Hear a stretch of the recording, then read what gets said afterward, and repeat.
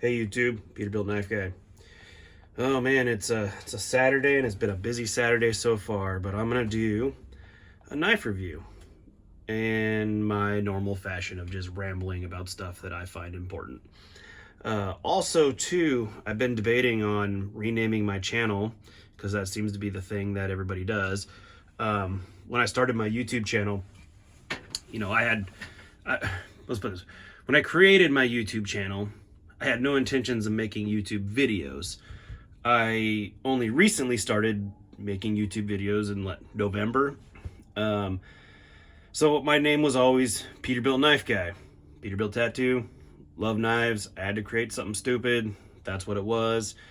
But the problem is I like tools also, and I like reviewing tools, and I probably know more about tools than I know about knives. And I've been dabbling with changing the name to include tools. Peterbilt Knife Guy and tools. I don't know. Let me know in the comments.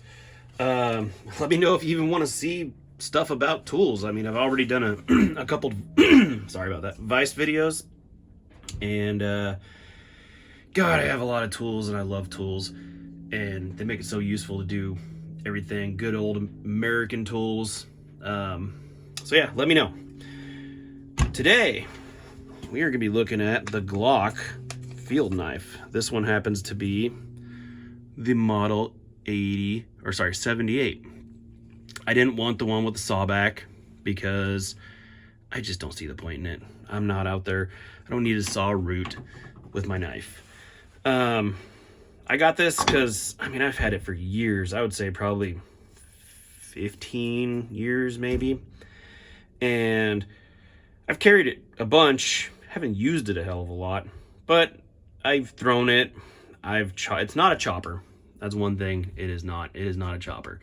It does, yeah, so the balance point is, right at the guard, but it's not a chopper. It has a, what do we got here? It has a 7 3/8, just a little bit, almost 7.5 inch blade, cutting from where they did their plunge grind just a hair over 5.5 inches. Overall, roughly about 11.5 inches. What do we got for thickness here? For thickness, we're looking at about what, 3/16. Yeah, right around 3/16. So it's got a good thick, blade for what it is. It does have a pretty good thick tip, if it's focusing. And then I don't know if I did this or if they come like this, but this one has a sharpened swedge. I don't remember putting it on, so I'm pretty sure this came factory. I don't know if the other ones do.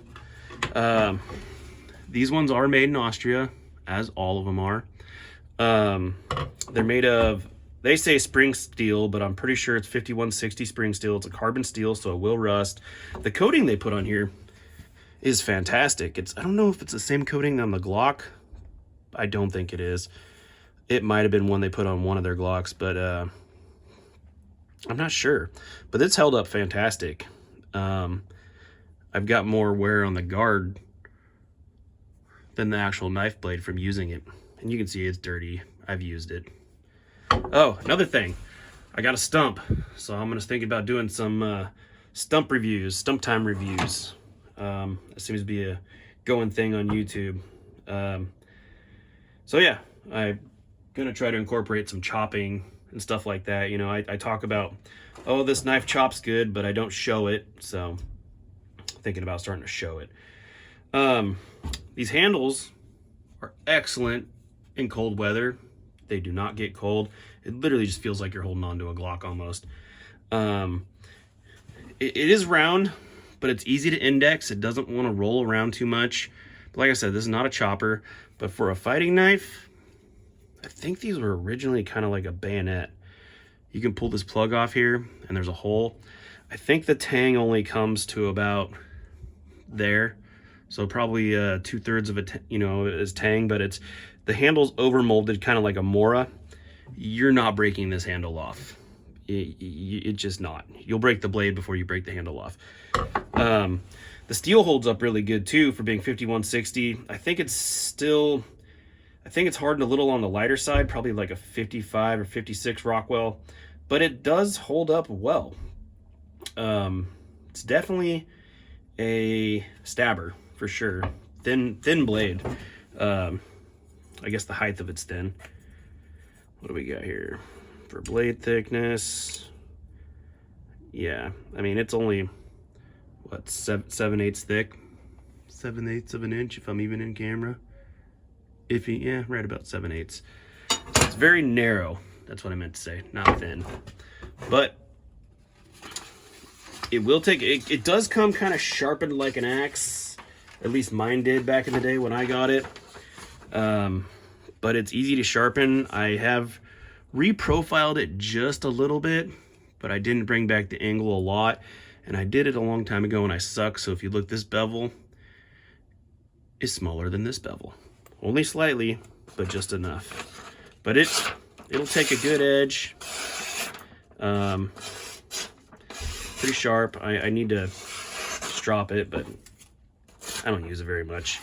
And even the swedge, actually, I just noticed is, why was it doing it? Wrong paper. Let's see here. Bad paper. I had another piece of paper I was using. But anyways, I'm gonna show the current price of it right now. So that's the current price of this. Check out the different models. They have different colors. I ended up going with this, I don't even know if it was OD green or the desert. I don't remember what it was. I don't remember what it's called. I'll probably put it in the description right now. But yeah, they're good knives for the price. I mean, they're high quality. They're very, very durable. If you need just a good beater knife that you can trust, you can't go wrong with these Glock knives. They are pretty fantastic for the price. You know, if I was a soldier or something, I wouldn't mind carrying one of these. It's very stabby. It's pretty light. Also, I imagine these are electrically insulated too, because there's no metal. So I mean, if you were cut through a wire or something, probably not going to shock yourself. Keep your finger off the guard, obviously. Don't take my word for it, but I believe they are electrically insulated. The sheath they come with is just kind of a, you know, it's kind of a generic sheath. It's kind of Mora-esque, but they're good. I mean, for what they are, they're ambidextrous.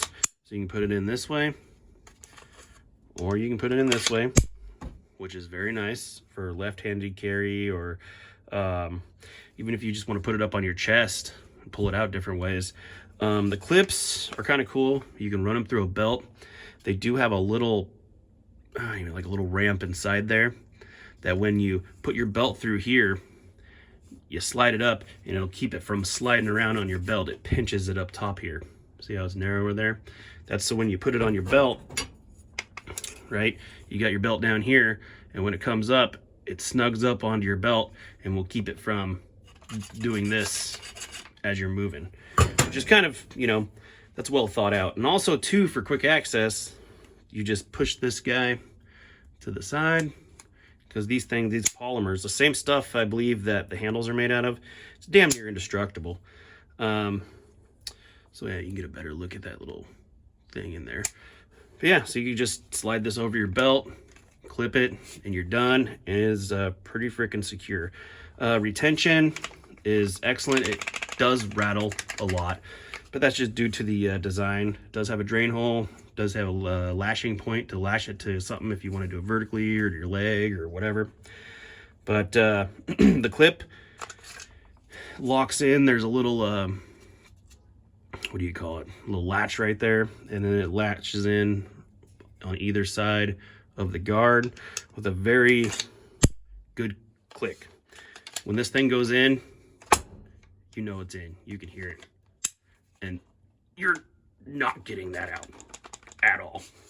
So yeah, check out the Glock field knives. For the price, buy a couple of them. I don't think anybody'd be disappointed by it. Oh, also too, as a bottle opener, which is kind of cool. Kind of gimmicky, but kind of cool. But it's a soldier's knife. Honestly, and two, also, I believe the Glock came out with, what do you call it? Knives. They were making knives before they were even making their guns. That made them famous. So anyways, happy Saturday. Hope everybody has a good weekend. And till the next time.